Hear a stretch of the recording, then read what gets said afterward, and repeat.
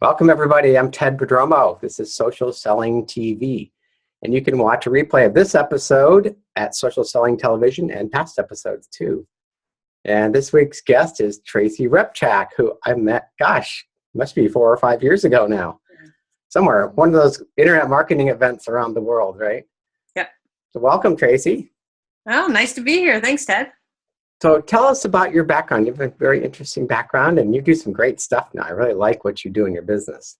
Thank you. Well, I started my software company in 1985 at the age of 19 when I graduated with a degree in computer programming and IT. So I have been in technology my entire life. And then in 1994, when the internet emerged, and it wasn't even quite the internet, I already jumped aboard. And so I was doing websites. I was doing work with Walmart, JCPenney, Home Depot, governments, and a lot of the big boys online. And so we were just kind of setting up and developing software integrated with like a website and a shopping cart. And so we were developing all of that type of stuff. And then in 2006, I jumped all in for internet marketing. And that's when I actually moved from Toronto, Canada, down to California. And really just kind of started to ride that amazing fun wave where you can kind of, live and work and play anywhere you want in the world, and a number of things for a number of people, and I'm having a blast at it. Awesome. Yeah, you started with HTML or? Oh, yeah, I did. I started with HTML, PHP, and then prior to that, I was a computer programmer. So quite frankly, HTML was a breeze next to assembler and basic coding. Right. I remember that too. We built our first website. It was the ugliest thing in the world. Oh, mine was hideous. And if you go look at the way back, right, you can see what your site looked like. And I was so proud of it at the time. And when I look now, I'm like, oh, sweet mother. How did anyone buy anything from me? And they were afraid to put the credit card in at that time too. Yeah, we did very little credit card processing because there just wasn't the sophistication that we have now. And of course, with the advent of PayPal, that just became a very simple way to process. And at the time too, when I was a software company, my contracts could go up to $500,000. So people weren't buying a lot of my stuff online. Right. Yeah. Yeah, I worked at Cellular One, and we got on the internet in 1991. Yeah, nice. Yeah. There was no browsers. We didn't have a website. People just wanted email. Yeah, which was brand new back then too. Yeah, we were doing, in 91, we were doing what was called electronic data interchange. And that was all in the underbelly, and we were transferring data packets from, again, Walmart, JCPenney, to all of the supplying vendors. And then it just allowed this gateway. And then all of a sudden, people started to build websites that integrated to that underbelly. So fast forward now to today. Yeah. How do you help your clients today? Today is a blast. I'm like a serial entrepreneur, which means historically I've opened up companies and companies and companies kind of thing and just run all these different divisions, so to speak. When I change to the model that I'm doing right now, which means I'll work very intimately with a author, a speaker, a coach, or a business, and we'll do everything from logo development to building their landing page and funnel, and to developing their full website, to integration to social media, to the rollout of the brand, to maintenance support and product launches. And so that allows me to fulfill my serial entrepreneurialism, because I feel like with each new client, we're launching a brand new business over and over and over and over. And I love it in particular because that's kind of what I was born to do. I'm a catalyst for messengers, and I help people reach millions with their message. And it allows like an author, a speaker, a coach to take technology off their plate, which they should, because whatever your skill is, don't get stuck in the minutia of, oh, should I be doing WordPress right now? The answer is no. You need to get out there, sell and deliver your gift, and, let me do mine. Yes, just get rid of that technology. It's easier today than ever, but it changes so fast. It's just focus on your business. Oh, well, as you know, too. yeah, like just LinkedIn, right? That's this tiny little piece constantly changing. And in my situation, I'm dealing with everything from the brands to 7 social media platforms to the online, kind of navigation. I remember it went from HTML to WordPress to parallax scrolling to all of this new technology that moves rather rapidly. And then, of course, integration to all the different autoresponders and the other plugins that we now leverage. It is a fast-paced moving train. It's like a bullet train, really. And the average person just cannot consume this much and run their own business. Right. Yeah, I get stuck in it too. I try to outsource it. I love to play with this stuff though. So I find myself getting sucked in, and then all of a sudden it's 1 o'clock and I'm like, wow, I haven't accomplished anything today except playing with WordPress or whatever. Fill in the blank, right. Whatever technology it is. Exactly. Yeah, that's right. And when you think about it, if you spent, let's just say 7 hours a week, which more people spend more than that, more than they're going to admit to, what could you have done in that 7 hours, right? More than likely, if you'd have had, let's say, 20 phone calls in those 7 hours, you close one person, 2 people, depending on the range of your program, whether it's 2,000, 5,000, or 10,000, your money could be recouped so much faster than if you just, gave it to somebody who will just take care of it all for you. Okay. So I'm an author. What if I hired you? What would you do for me? Like, take me from the day I hired you. What would you do for my business? I have tons of authors hire me, particularly CEO authors. And so I'll just give you an example of one that just hired me now. So her name was Anna Dutra. And so she wanted to move from behind the company to out front. And of course, the book was the way we were going to do that. So let's say you don't have a book. Well, obviously, got to get to the point of writing it. If you're at that point, then what I do there is I say, what do we want? What's the end game of not just the book, but what you want? Because that whole book needs to seed, plant, and then produce a call to action for you. Now, if you've already produced the book, we just go through the flow of it to make sure it's building you not just as a credible resource, but of course, promoting your ultimate service and delivery. Because in business in particular, that's what the book's for. So I make sure we have the end game in mind first. What's our call to action? What do we want from the book? Maybe we want lead gen, maybe we want coaching, maybe we want, a bestseller, or just to build our credibility and move us from sea of sameness to expert authority and ultimately, hopefully, celebrity. So once we've established that, then we start to, do we want to do a bestseller book launch? Okay, so if we do, then we set up the websites in place to do that. We get any partners in place. We get the book on Amazon. We get the correct categories chosen. We get the all the people in place that are going to help us to launch on that day. We get the gifts that we're going to give away. We get all of that coordinated. Then we study the selection date when we're going to launch. Make sure nobody else is doing major launches on that day that we may compete in our area. And then we get it all ready. And once we've tested from the opt-in to the switching of the page on launch day to the back end to the downloads to the gifts to the follow-up after, then that's kind of the big strategy. And then in my case, a lot of the people that I'm working with, the CEOs that I'm working with, now they're moving to the next site. Once we've got that launch in place, they're moving to what I'll just call kind of a master branded site. Mm-hmm. And what are we doing here is the major focus. So what, in the case of Anna, she wanted speaking gigs. So now we're building her master site to promote her as a major speaker. Let's say your end game is, to be promoted as a specialist in a certain technology, then the site will be completely geared towards the education and instant kind of impression that it would make that, hey, this is the speaker, this is the person, this is the expert I need to go with. Right. See, people can sit down and figure out how to do all this, but it would take about 10 years to accomplish what you just said in 2 minutes.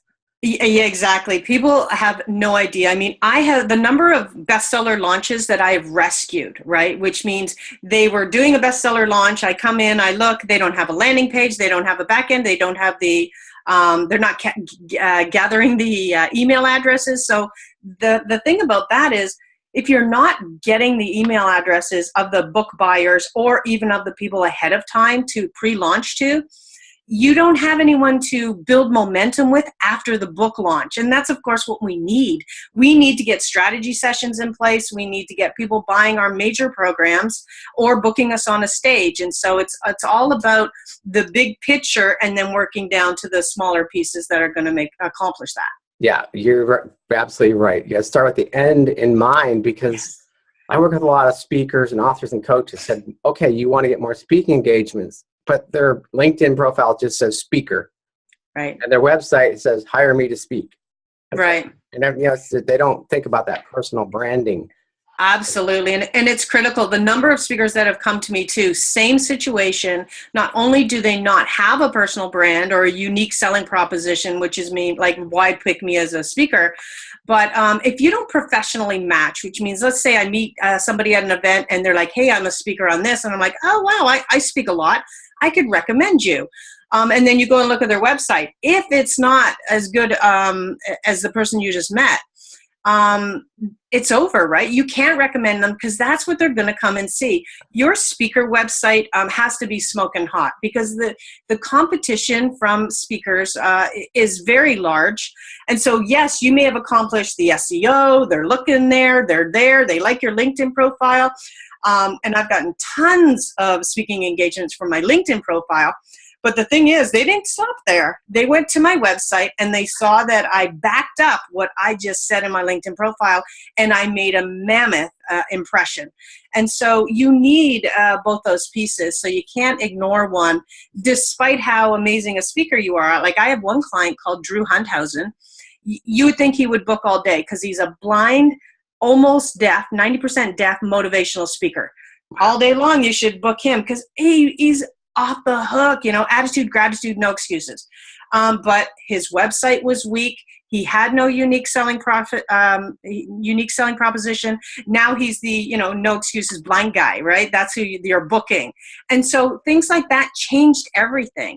And it's also, when it comes to personal branding, too difficult to do it yourself. You can't read the label from inside the jar. Right. And so it takes other people to kind of pull out that thing that says, whoa, I need you. Yeah. One thing that really helped me too is creating that personal brand. And then Facebook, Twitter, all the social media sites have that same brand look. Yeah. And people are like, oh, you're everywhere on the internet. You're so professional looking. Good. And it's the same header on every website. And that's it. That's the integration, right? You need continuity and integration, particularly online, because people are going to come to you. Let's say they come from LinkedIn or YouTube or Twitter or your website or your landing page. If there isn't this streamlined message that is congruent from end to end, and then the look is calibrated and aligned, that's when somebody feels at home with you and feels very comfortable and feels like you know what you're doing. But if they come into one place and it looks different from another and now you're saying you're one thing over here and you're Jack of this over here and you're Jill of that over there, they're like, I don't even know what you do, and they're gone. Right. And that's, I've run into that all the time too. They want to be everything to everybody. It's like, I'm a speaker, I speak about this. I'm an author, I write about this. That's what people are looking for. They perceive you as the expert in that area. That's right.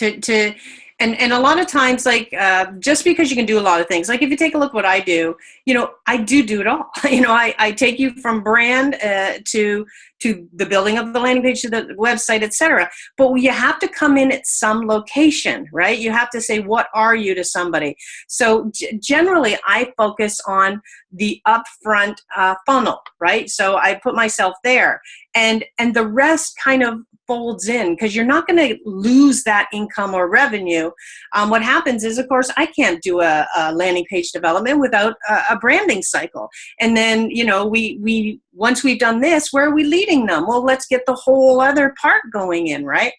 And so it's like you get the foot in the door with the very specific niche that you're promoting. And then all of a sudden, yeah, sure, I can handle that too. But if you're like, I do this, this, and this, and you'll confuse everybody. It's so much. If you've ever seen an accountant's business card, they do tax planning and financial planning and this and no, and there's 400 things there. No, I want the world's greatest tax guy. Is that you or not? You know, Right. You've got to be something to somebody. Right. And it just opens other doors because we all have a lot of experience in our lives. Mm-hmm. That's right. One thing I'm really noticing too is 80% of people are using this to access your website now and your LinkedIn profile and your Twitter. Yeah. So you need to optimize for mobile. Exactly. Like not only do I optimize for mobile, I'll bring that up. 5 billion people are on the mobile phone. Only 1.7 billion are on the internet. You can already see the difference, and it's upward trending. So, years ago, I mean, what year did we start? I want to say 5 years ago, we were already starting to do mobile app developments. I have a whole division that handles that. We do, and so the one thing people need to understand is the difference between your website is mobile ready, okay, which means, it converts itself to be able to be displayed well, to the difference between a custom written mobile site. So for example, if you look at tracyrepchuk.com on the internet, it's one thing, right? And then on the mobile phone, if you look at tracyrepchuk.com, it is not a converted version, which means mobile ready. It's actually a custom-made website, which means we took our 6 biggest features and just oriented them. And so that you want to ask, do you want mobile readiness or do you want a true mobile website?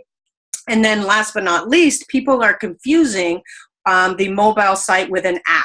Okay, so an app is this custom written element that loads on to an iTunes type of environment or Google Play, and then people download it onto their phone, and then they can get extra special features, audios, whatever it is, loyalty programs, of course, if we look at Domino's and 7-Eleven and places like that. Mm-hmm. And so a lot of people have been sold a mobile site at app prices. Right. And so if your app isn't coming from iTunes, it's a mobile website. And so it shouldn't be an extravagant fee, that type of thing. So just watch it. Number of people I come across, and they paid $5,000 for a mobile site. No, $5,000 is what you'd pay for an app, not a mobile site. Right.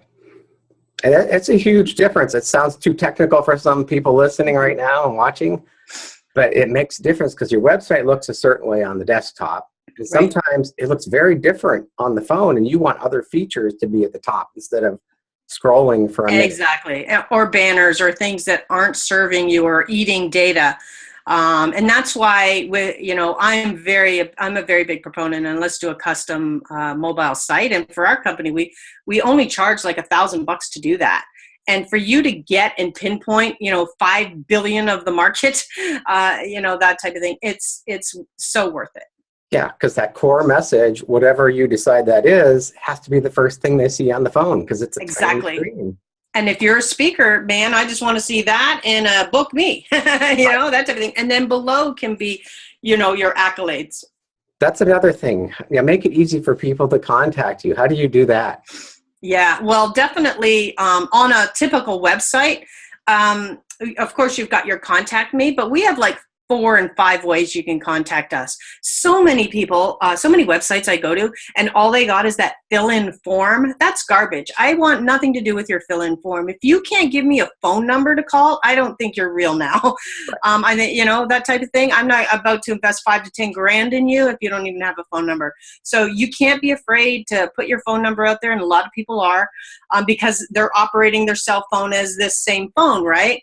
Right. Well, go to Google voicemail or something, get a Google line or whatever it is, but you have to provide email, phone, and physical mailing address. All of these things say legitimacy in a business world. And so I make it easy. And then, of course, when you're on your mobile phone, it's all about simplicity. That's the whole goal of it, is tap to call. Boom, tap to call, tap to email, tap to text, whatever it is. It should take seconds to do. Yes. Yeah. People, for some reason, years ago, they're afraid to put their phone number on the internet or email. It's like, yeah. Sorry, you got to get over that now. And yes, I mean, we were afraid to put our email because of bots, but man, we just can't stop it now. So, people need to get a hold of you. And a lot of times people like to do that by email and not these little, I don't want to fill out some corrugated form, and click on your CAPTCHA and stuff like that. Yeah. I provide that. I give it on the site, but it's one of 4 ways. Yeah. No, I put my phone number everywhere and I pick up the phone myself and answer it. It's not somebody else. And people say, wow, it's really you. Yeah, I know. That's right. And that's what it takes to close deals. You got to get on the phone and talk to people. Oh, yeah, that's right. I mean, the internet, it's a fantasy if you think the internet has replaced the ability to close deals for you or for you to have to sell. Right. And again, I've gotten deals, like I've gotten bookings in Brazil and China and Kuwait, and Singapore, all these amazing places through LinkedIn. But I made myself very available to, get those, because here's the other thing I find too, is if they go to LinkedIn, right, and they're constantly communicating to you in LinkedInville, and you're not ever going over there, you won't even see those emails. You know what I mean? Yeah. They're not coming to your inbox in a nice little fashion that says, hey, here's an important email from LinkedIn.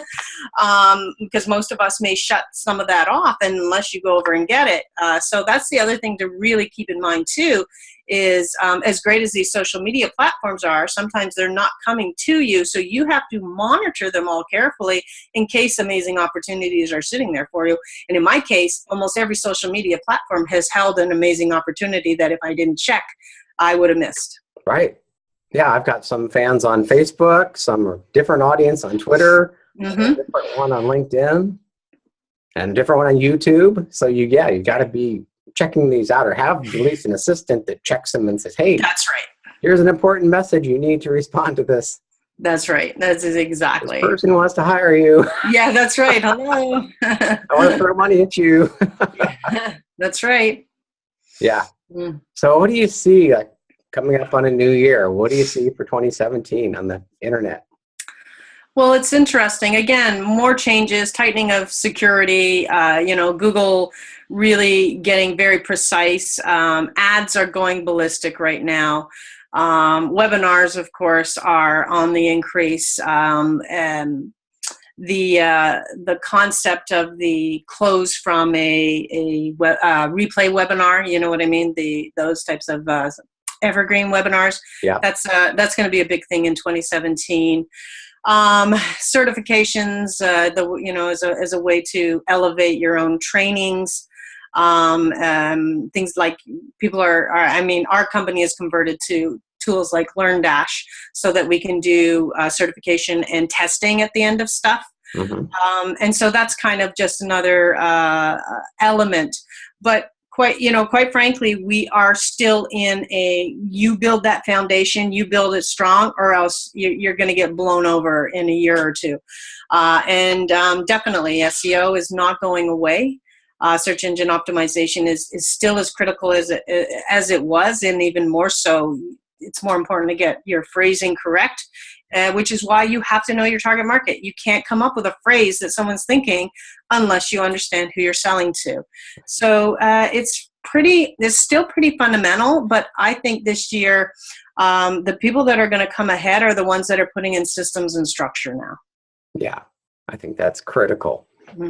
Create that foundation, stick with the basics, and just keep repeating it, and it works. That's right. That's right. Rinse and repeat, and stop producing program after program and launch after launch after launch, only to find yourself on a hamster wheel. I find the same thing, though. These bright, shiny objects come and go. People learn these tricks that get them good business for 6 months. Yeah. And then Google shuts it down, or Facebook shuts it down. So stick with the core. Pretend you're a real business. Just keep sticking to those fundamentals, and you're going to succeed. That's it. You can't get rid of fundamentals and think that, your whole life is Twitter now, or that you're going to base all of your lead sourcing or something from one thing. You have to watch that as well. I mean, even though we know our our target market primarily is over in LinkedIn. We just make sure that we're constantly leveraging that technology while seed planting and other technologies as well. So it's you gotta, you can't be a one-trick pony all the way. We have to be well aware that even though we're entrenched in LinkedIn, you and I, Facebook has a very critical place, and then so does Twitter for certain audiences, right? And so it's good to understand the strategy that all of these play together. And one thing I talk about is these automation tools people want. I don't have time to spend an hour a day on LinkedIn or Facebook. So they buy these tools that automate things, then they get shut down. And it's just, we're doing business person to person. There's technology in between us. It still comes down to a person-to-person connection. And that's it too. And, again, when I talk about how do you reach millions with your message, well, without the landing page in place, you can't even cope with that amount of volume. But more importantly, you need to just use the internet as the medium to pull lead gen to you. It doesn't stop that someone needs to pick up that phone or truly kind of start to help and guide them somewhere else. It's very rare you'll find somebody that is truly just automation. And like you say, all of these hacks or whatever strategies are getting sold right now, they always shut them down. And so, for a while there was a Facebook thing where it could scour and get your customers and bring them in and import them. And now you got a list for your Facebook ads. Well, great, and a week later you don't. So all of that learning.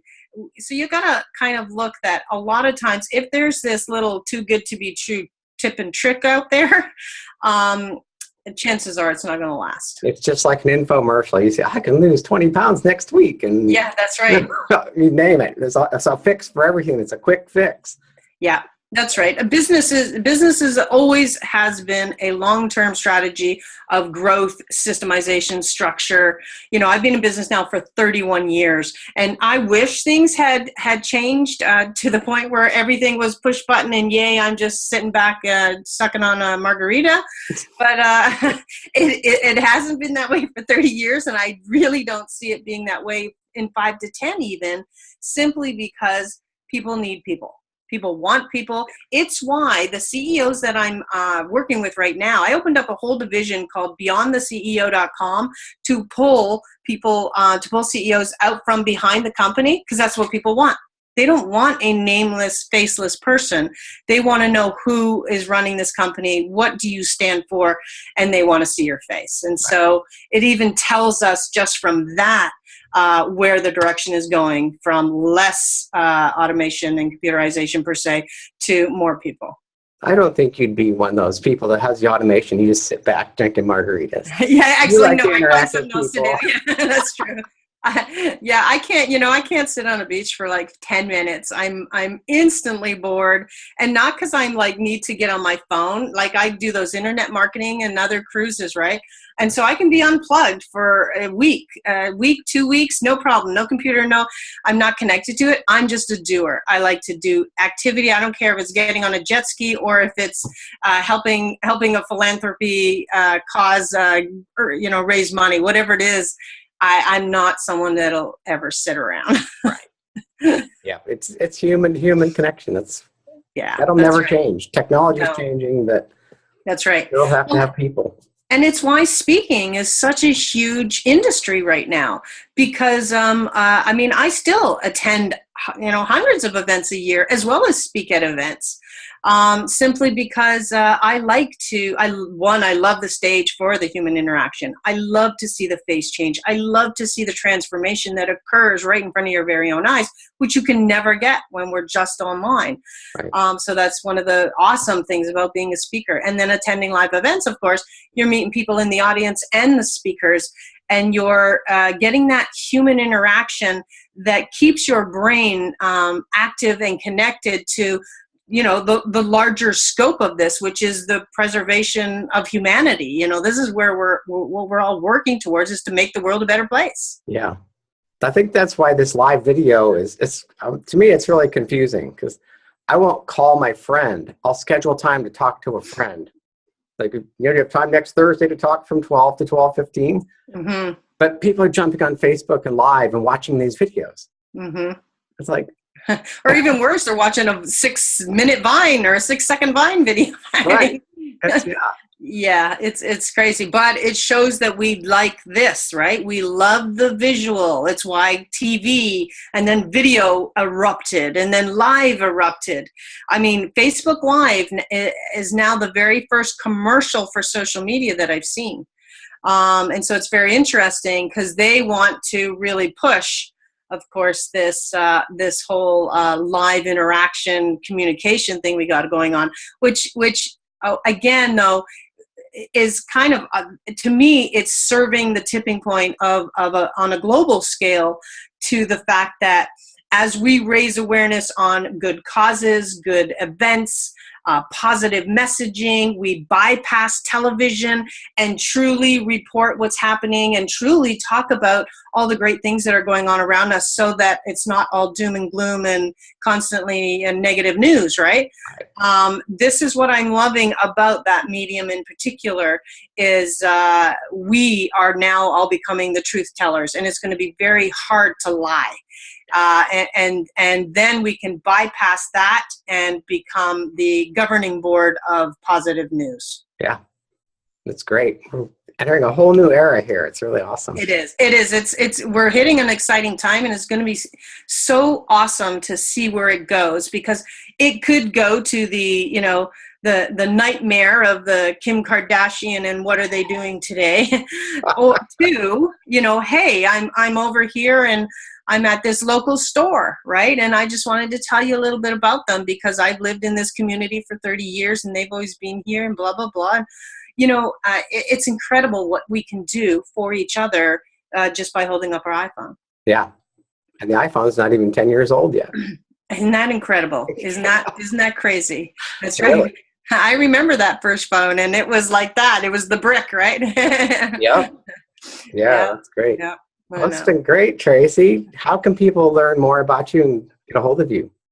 Well, one of the ways is you can go to fastactionresults.com if you'd like to go there and check out. I got a free gift for you, Instant Online Impact, how your brand, websites, and social media work together.